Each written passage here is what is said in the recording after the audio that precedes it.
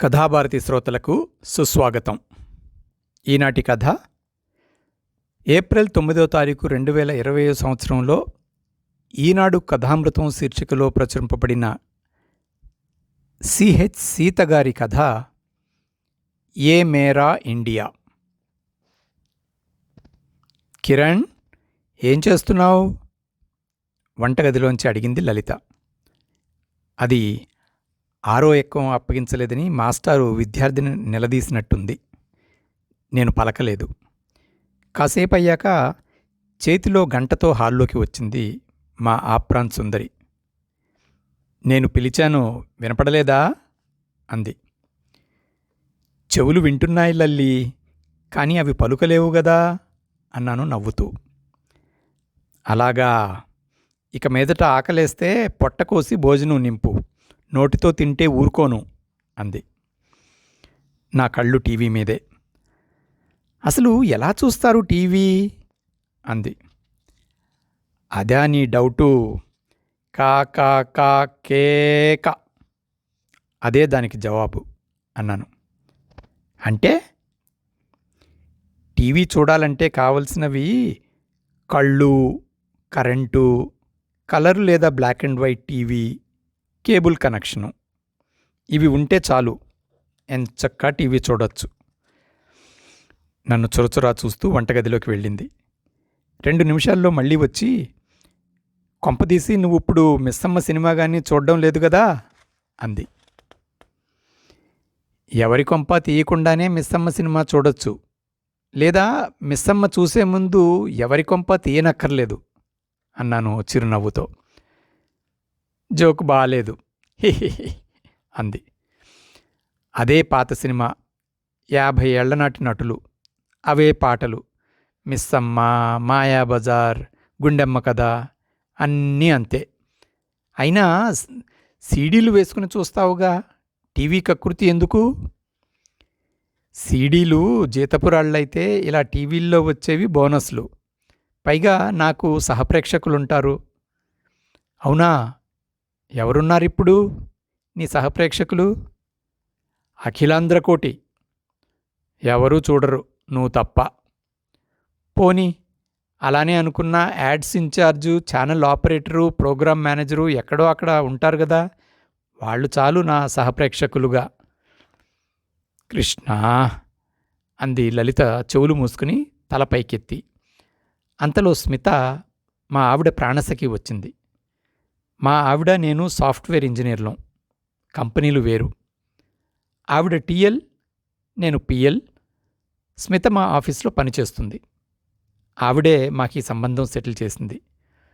కూరగాయలు తీసుకొస్తానంటూ బయటపడి 2 గంటలయ్యాక ఇంటికి వెళ్ళా. స్మిత వెళ్ళిపోయింది అప్పటికే. స్మిత నా మీద ఏం చెప్పిందని అడగవే నన్ను కవ్విస్తూ అంది లలిత. మీరు ఏదైనా చెప్పుకోవాలనేగా నేను బయటికి వెళ్ళింది అన్నాను. నిన్ను అమెరికా వెళ్ళమంటే వెళ్ళనన్నావని, అందుకోసం ప్రమోషన్ ఆపారని చెప్పింది. అవును లల్లి, ఈ దేశాన్ని విడిచి ఒక్కరోజు కూడా ఉండలేను, అందుకే వెళ్ళనన్నాను. ఏముందిక్కడ? ఎందుకని విదేశాలకి వెళ్ళవు? నాకు కావలసినవి అన్నీ ఉన్నాయి. అవును ఉన్నాయి. చెత్త చెదారం, మురికి గుంటలు, గోతులు, ఆకాశాన్నంటే ధరలు, అరాచకాలు, కుళ్ళు రాజకీయాలు, స్కామ్లు, బాంబులు, ఉగ్రవాదం, తీవ్రవాదం, అధిక జనాభా, లంచగొండితనం, బంధుప్రీతి, ముసలి నేతలు, మురుగు కాలువలు, ఇవి ఉన్నాయి. ఇవి మాత్రమే ఉన్నాయి. ఇవి అన్ని దేశాలలోనూ ఉన్నాయి, కానీ మన దేశంలో ఎక్కువగా ఉన్నాయి. కావచ్చు, అక్కడ ఎవరో ఒకరు తెలివైన వారు ఉంటారు, వారు మిగిలిన వారిని శాసిస్తారు. ఇక్కడ అందరూ తెలివైన వారే, అందుకే ఈ రగడ. నీ దేశపు యువత అంతా విదేశాలకి ఎగిరిపోతున్నారు. నీ దేశపు డబ్బంతా స్విస్ బ్యాంకులోకి వెళ్ళిపోతుంది. నీకు కావాల్సింది ఏముంది ఇక్కడ? తెలివితేటలు. రోడ్లు ఉడ్చేవారి నుండి రాకెట్లు చేసేవారి దాకా అందరికీ పుష్కలంగా ఉన్నవి అవే. అది చూసి పొంగిపోతాను. ఇది పిచ్చి కావచ్చు, కానీ ఒక్కటి లలిత, నేనొక వ్యక్తిని ప్రేమిస్తే వారి బలహీనతలతో సహా వారిని ఇష్టపడతాను. ఇక నా దేశం సంగతంటావా? ఇందాక నువ్వు చదివావే లిస్టు, చెత్తా చెదారంతో సహా వాటన్నింటినీ ఇష్టపడతాను. ప్రతి వ్యతిరేకాంశంలోనూ అనుకూలాంశాన్ని వెతుక్కుంటాను. లంచం ఇచ్చేవాడి అవసరాన్ని, తీసుకునేవాడి బలహీనతని అర్థం చేసుకునే ప్రయత్నం చేస్తాను. ఇది నా బలహీనత. వదిలేయ్. కిరణ్, మంచి మార్కులతో పాస్ అయ్యావు. ఆఫీస్లో ఒళ్ళు దాచుకోకుండా పనిచేస్తావు. తీరిక సమయాల్లో లేటెస్ట్ సాఫ్ట్వేర్ కోర్సులు నేర్చుకుని నాలెడ్జ్లో అందరికన్నా ముందుంటావు. అందుకు ఇక తప్పని స్థితిలో నీకు ఈ పోస్ట్ ఇచ్చారు కానీ, పెద్ద ఐటెం గాడురా బాబు అని ఎన్నిసార్లు మనసులో అనుకుంటారో కదా. నేనిలా ప్రవర్తిస్తే అలా అనుకోవడం సహజమే కదా. నాకు బుద్ధి లేదు. ఇక పద, వాకింగ్కి వెళ్దాం. సార్ పిలిచారట? అడిగాను మా బాస్ని. కుర్చీ చూపించాడు. కూర్చున్నాక, కిరణ్, ఎలాగైనా నువ్వు అమెరికా వెళ్ళాల్సి వస్తుంది, తప్పదు అన్నాడు. సార్ నేను నా మాటల్ని మధ్యలోనే తుంచి, పైవాళ్ల నుండి నాకు ఒత్తిడి పెరుగుతోంది. నన్నిప్పుడు ఏం చేయమంటావో చెప్పు. కాదన్నానని చెప్పండి. కాదుకూడదంటే తీసేయమని చెప్పండి. కిరణ్, సాఫ్ట్వేర్ కంపెనీల్లో నంబర్ 1 మనది. ఇంత జీతం నీకు బయట రాదు. తెలుసు సార్. అయినా వెళ్ళనంటున్నావే? అమ్మ, నాన్న, అత్తగారు, మామగారు పెద్దవాళ్ళు.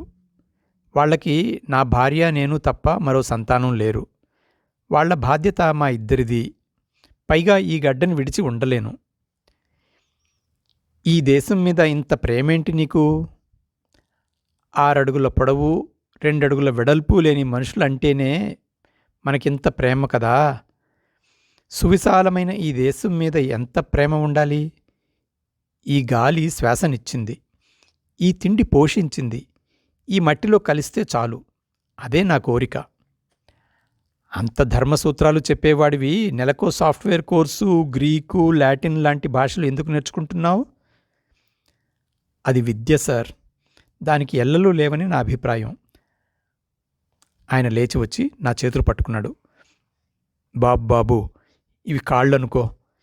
నువ్వు వెళ్లకుంటే నా ఉద్యోగం ఉండేట్టు లేదు. 6 నెలలు వెళ్ళిరా చాలు. నిన్ను త్వరగా రప్పించమని ఒత్తిడి తెస్తాను. నీలా పనిచేసేవాళ్ళు నాకు దొరకరు. నా పనులు కూడా సగభాగం నువ్వే చేసి పెట్టి నా ప్రమోషన్కి కారణమయ్యావు. నువ్వు పక్కనుంటే నాకు పని గురించిన భయం ఉండదు. నేను సెలవులో ఉన్న ఆఫీస్ గురించిన దిగులుండదు. దయచేసి నా కోసం వెళ్ళిరా. నీ వీసా, పాస్పోర్ట్ లాంటివి నేను చూసుకుంటాను. సార్, నన్ను ఆలోచించుకోనివ్వండి. ఎంతైనా ఆలోచించుకో, కానీ వెళ్ళడం తప్పనిసరి. అత్తగారు, మామగారు ఏడ్చేశారు. అమ్మా, మీ కూతుర్ని నేను వెళ్ళట్లేదు కదా. ఆయన వెళ్తుంటే కూడా మీరు ఏడుస్తారేంటి? అంది లలిత. అమ్మా, అతను అల్లుడైతే ఏడ్చేవాళ్ళం కాదు, కానీ అతను ఆత్మబంధువు, అందుకే ఈ కన్నీళ్ళు అంది అత్తగారు. ఫ్లైట్ ఎక్కే ముందు లలిత కూడా ఏడ్చింది. అప్పుడప్పుడు ఉత్తరం రాస్తాను లల్లి అన్నాను. నీ పాత చింతకాయ పచ్చడి ఉత్తరాలు నాకొద్దు. రోజు రాత్రికి ఫోన్ చెయ్యి అంది. అలాగే అన్నాను. అమెరికా వెళ్ళాను. లలిత కోరినట్టు రోజు ఫోన్ చేస్తున్నాను. ఫోన్లో ఎక్కువగా, ఇంకేంటి విశేషాలు? చెప్పాలి నువ్వే. ఇంకేంటి సంగతులు? ఇలాంటి సొల్లు తప్ప పెద్దగా మాట్లాడింది లేదు. ఓనాడు నువ్వు లేకపోతే భయంగానూ బాధగానూ ఉంది అంది లలిత. అమ్మ, నాన్న, అత్తగారు, మామగారు అంతా ఇక్కడే ఉన్నారు. అయినా అది భయము, బాధ కాదు, జ్ఞాపకాలు. మనుషుల విలువని తెలియజేసేది అవే. నా లోటుని నీ జ్ఞాపకాలు బాధలుగా తెలుపుతున్నాయి. అందువల్ల వచ్చిన దిగులుని నువ్వు భయం అనుకుంటున్నావు. తెల్లవారుజామున ఇంకా ఆఫీస్ నుండి వచ్చాక ఎక్కువగా ప్రకృతితో గడుపు. మనసు ప్రశాంతంగా ఉంటుంది. భలే చెప్పావులే. మనది అపార్ట్మెంట్. సిమెంట్ గోడలు తప్ప ఏముందిక్కడ? అపార్ట్మెంట్ టెర్రస్ పైకి వెళ్ళు. ఉదయం ఉత్తరం నుండి దక్షిణానికి, సాయంత్రం దక్షిణం నుండి ఉత్తరానికి పక్షుల గుంపులు వెళ్తాయి. వాటిని చూడు. ముఖ్యంగా రామచిలుకలు కొద్దిపాటి ఎత్తులో వెళ్తాయి. అవి చేసే కిలకిలా రావాలు విను. మనసు పులకరిస్తుంది. 2 రోజులయ్యాక, కిరణ్, ఎలాగైనా నువ్వు గ్రేట్. పక్షులు చిలుకలు వాటి కిలకిలలు బాగున్నాయి. రాత్రంతా నా కలలో చిలుకలే అంది. 4 రోజులయ్యాక ఫోన్ చేసి, నువ్వు చాలా చెడ్డవాడివి అంది. నిజమేనా అన్నాను. నోరు మూసుకుని విను. ఎన్నడూ లేనిది నిన్న ఉదయం దేవుడికి పూజ చేయాలనిపించి వాచ్మెన్కి డబ్బులిచ్చి పూలు తెమ్మన్నాను. ఎందుకమ్మా? బాబుగారు పెంచిన మొక్కలు విరగబూసి ఉన్నాయి. మీరు ఎప్పుడూ చూడలేదుగా, రండి అంటూ కిందకు తీసుకువెళ్ళాడు. అపార్ట్మెంట్ పక్కనున్న చిన్న ఖాళీ స్థలాన్ని తోటగా మార్చావే అంది. పేరు నాది, శ్రమ పాపం వాచ్మెన్ది. వారం రోజులకి ఫోన్ చేసి, ఏయ్ దుర్మార్గుడా అంది. నేను పలకలేదు. ఈరోజు ఉదయం వాకింగ్కని వెళ్ళాను. అక్కడ మున్సిపాలిటీ వాళ్ళు కనిపించారు. ఏం చెప్పారో తెలుసా? తెలుసు. రోజు నేను వెళ్ళేది జాగింగ్ కాదు, మున్సిపాలిటీ వాళ్లతో కలిసి మన ఏరియాని శుభ్రంగా ఉంచేందుకు సాయపడ్డానికి. వాళ్ళకి బహుమతులు అవి ఇవ్వడానికి కూడా. అది లంచం కాదు? కాదు. వాళ్ళు 4వ తరగతి ఉద్యోగులు. మనలా సంవత్సరానికి లక్షల్లో జీతాలు రానివాళ్ళు. మన నుండి కొద్దిగా ఆశిస్తారు. ఒళ్ళొంచి పనిచేసేవారికి చిన్న చిన్న బహుమానాలు, టానిక్లు లల్లి అన్నాను. అమెరికాలో మా ఆఫీస్లో నా సెక్షన్లో గౌరీ అనే గుంటూరు అమ్మాయి ఉంది. 6 ఏళ్ల క్రితం భర్తతో ఇక్కడికి వచ్చింది. అన్యోన్యంగా ఉండేవారట. పాప పుట్టాక అతను పోయాడు. గ్రీన్ కార్డు ఉంది. పాపతో ఆమె ఇక్కడే ఉండిపోయింది. అందమైన ఆమెతో పరిచయం కోసం ఆఫీసులో అంతా తాతాహలాడేవారు. ఓ రోజు ఆఫీస్ నుండి వెళ్తుండగా ఆమె పలకరించింది. మీరు సహజంగానే అలా ఉంటారా లేక నటిస్తున్నారా అంది. మీకు నటన అనిపిస్తే బహుశా నటించే ఉంటాను అన్నాను. నా జవాబుకు అదిరిపడి, ఏ విషయంలో అడిగాననుకున్నారు అంది. ఏదో విషయంలో మీకు అనుమానం కలిగితేనే కదా ఇలా నన్ను నిలదీస్తారు అన్నాను. ఆమె నవ్వి వెళ్ళిపోయింది. 20 రోజులయ్యాక ఎదురై పలకరించి, మీ గురించి ఆఫీస్లో ఏమేమో అనుకుంటున్నారు అంది. తెలుసు అన్నాను. ఏమనుకుంటున్నారు అంది. అది తెలియదు కానీ ఏదో అనుకోకపోతే మీరిలా వచ్చి చెప్పరు కదా. మరి తెలుసన్నారు? మా లల్లి చెప్పింది. పెద్ద ఐటెం గార్డురా బాబు అనుకుంటారని. బహుశా అలాగే అనుకుని ఉంటారు అన్నాను. అంతే. మర్నాటి నుండి ఆమె మంచి స్నేహితురాలైంది. ఎక్కువగా మాట్లాడేది కాదు, వినడానికి ఇష్టపడేది. నాకు ఏ విషయం మీద ఖచ్చితమైన అభిప్రాయాలు ఉన్నాయో అవి చెప్పేవాడిని. ఆమె వినేది. ఓ రోజు వాళ్ళింటికి ఆహ్వానించింది. వెళ్ళాను. వాళ్ళ పాప బావుంది. తల్లి కూతుళ్ళు ఇంట్లో తెలుగులోనే మాట్లాడుకుంటారు. పాప నన్ను అంకుల్ అంది.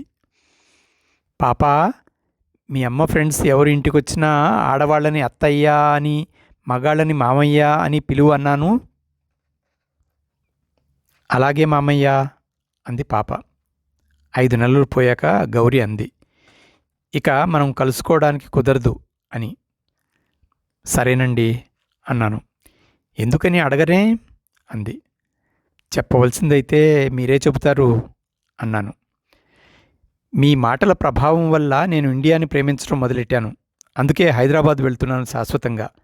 అక్కడ ఇదే ఆఫీస్లో ఇదే ఉద్యోగం ఇస్తానన్నారు. పాపతో సహా అక్కడే ఉంటాను. మంచి నిర్ణయం. అభినందనలు అందుకోండి అన్నాను. ఆమె వెళ్ళిపోయింది. ఎందుకనో ఆ రోజులు లలిత చాలా గుర్తొచ్చింది. రాత్రంతా కూర్చుని తనకి ఉత్తరం రాసి పోస్ట్ చేశాను. రోజు ఫోన్ చేస్తున్నా ఈ విషయం నేను చెప్పలేదు. ఉత్తరం అందిన రోజు, నీ ఉత్తరం చదవలేదు, తీరిగ్గా చదువుతాలే అంది. మరుసటి వారమే నేను ఇండియా వచ్చేశాను. ఫ్లైట్ దిగగానే నేలని చేత్తో తాకాను. ఇది నా దేశం, ఎంత ఆనందం. 6 నెలలు పోయాక, కిరణ్, నాకు అమెరికా వెళ్ళే ఛాన్స్ వచ్చింది. నీలా నాకు సెంటిమెంట్స్ లేవు, వెళ్తాను అంది లలిత. అంతలోనే, మరి నిన్ను విడిచి ఎలా ఉండను అని అడిగింది. విరహము కూడా సుఖమే కాదా అంటూ పాడాను. వెళ్ళింది. రోజు ఫోన్లు. 3 నెలలు గడిచాయి. ఓ రోజు ఆఫీస్ నుండి వచ్చాను. అమ్మ ఉత్తరం అందించింది. గదిలోకి వెళ్ళి చించితే లలిత రాసిన సుదీర్ఘ లేఖ. ఓ సెలవు రోజు ఏమీ తోచక అమెరికా నుండి నేను రాసిన ఉత్తరం చదివిందట. ఇకపై వారానికో ఉత్తరం రాయమంది. ఉత్తరాల గురించి ఫోన్లో ప్రస్తావించొద్దు అంది. కొత్తగా రెపరెపలాడే ఉత్తరం. అందులో మన కోసం అమరిన అక్షరాలు, మనల్ని ఉద్దేశించిన భాష, మనం లక్ష్యంగా సాగిన భావన ఎంత వింతైన అనుభూతినిస్తున్నాయో చెప్పలేను. నీ పాత చింతకాయ పచ్చడే నా మానసిక ఆరోగ్యానికి పత్తిపు భోజనం అంటూ రాసింది. సంవత్సరం తర్వాత ఇండియా వచ్చింది. రిసీవ్ చేసుకోవడానికి నేను ఎయిర్పోర్ట్కి వెళ్ళాను. ఇంటికి వస్తుండగా కారులో అంది, కిరణ్, ఫ్లైట్ దిగగానే నా ఆనందానికి అవధులు లేవు. బ్యాగ్ని కావాలని కిందకి జార్చి తీసుకునే నెపంతో ఈ నేలని తాకాను. అప్పటికి కానీ నా ఉద్వేగం చల్లారలేదు. అంతలో నా ముందున్న కారు ఆగిపోయింది. హారన్ కొట్టాను. కారు అలాగే ఉంది. చిన్న క్రాస్ రోడ్ అది. కూడలిలో కారు ఆగడం వల్ల ట్రాఫిక్ ఆగిపోయింది. కుయ్యి కుయ్యమని హారన్ల మోత. అంతలో కారులో నుండి ఓ యువకుడు దిగాడు.